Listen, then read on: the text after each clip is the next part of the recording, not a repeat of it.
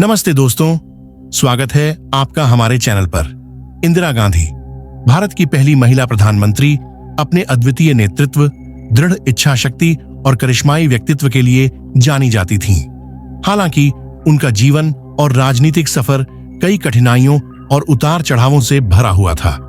31 अक्टूबर 1984 को उनकी हत्या उनके ही 2 सिख अंगरक्षकों द्वारा की गई, जो भारतीय इतिहास की सबसे हृदय विदारक घटनाओं में से एक है। इस घटना के पीछे कई गहरे राजनीतिक, सांस्कृतिक और सामाजिक कारण थे, जो उस समय भारत में मौजूद जटिल परिस्थितियों से जुड़े थे। आप लोगों को बता दूं, 1980 के दशक में पंजाब में खालिस्तानी आंदोलन जोर पकड़ रहा था। यह आंदोलन सिख समुदाय के लिए एक अलग राष्ट्र खालिस्तान बनाने की मांग कर रहा था। इसके चलते पंजाब में हिंसा, आतंकवाद और अस्थिरता फैल गई थी।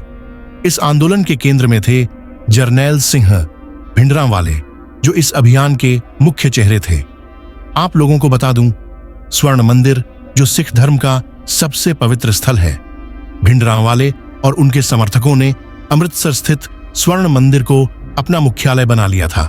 स्वर्ण मंदिर, जो सिख धर्म का सबसे पवित्र स्थल है, इसे आतंकवादियों द्वारा सैन्य उद्देश्यों के लिए उपयोग करना लाखों सिखों की धार्मिक भावनाओं को ठेस पहुंचा रहा था।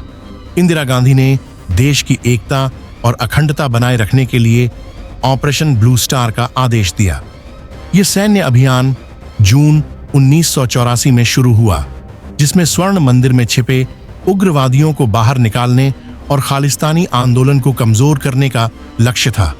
हालांकि इस अभियान के दौरान मंदिर को भी नुकसान पहुंचा और सैकड़ों लोग मारे गए, जिनमें भिंडरांवाले भी शामिल थे। इस कार्रवाई से सिख समुदाय में भारी आक्रोश फैल गया और इसे उनकी धार्मिक भावनाओं पर सीधा हमला माना गया। ऑपरेशन ब्लू स्टार के बाद इंदिरा गांधी के प्रति सिख समुदाय में गहरी नाराजगी पनपने लगी। उनकी हत्या के पीछे यही आक्रोश और बदले की भावना थी। उनके सुरक्षा घेरे में मौजूद बेअंत सिंह और सतवंत सिंह, जो सिख समुदाय से थे, वह इस घटना को अपने धर्म और समुदाय पर हमला मानते हुए उनके खिलाफ साजिश रची थी।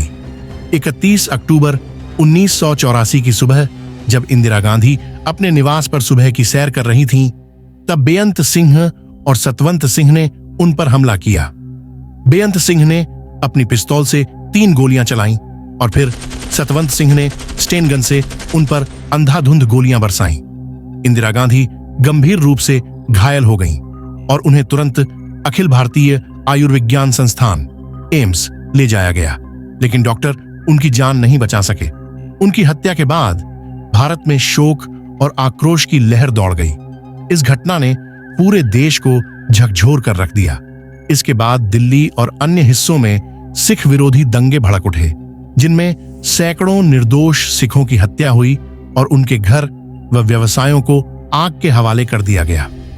यह भारत के इतिहास का एक काला अध्याय बन गया, जिसने सामाजिक और सांस्कृतिक ताने बाने को गहरा नुकसान पहुंचाया। इंदिरा गांधी की हत्या और उससे जुड़े घटनाक्रम हमें इस बात का गहरा सबक देते हैं कि धर्म, राजनीति और सामाजिक पहचान का टकराव कितनी गंभीर त्रासदियों को जन्म दे सकता है। यह घटना न केवल एक महान नेता की त्रासदीपूर्ण मृत्यु थी, बल्कि यह भी दिखाती है कि एकता और सहिष्णुता बनाए रखना कितना चुनौतीपूर्ण है। अगर आपको यह लेख जानकारीपूर्ण और विचारोत्तेजक लगा, तो इसे लाइक करें और इसे दूसरों के साथ शेयर करें। हमारे चैनल को सब्सक्राइब करना न भूलें, ताकि आप ऐसे ही और भी विषयों पर विस्तृत सामग्री पा सकें। धन्यवाद।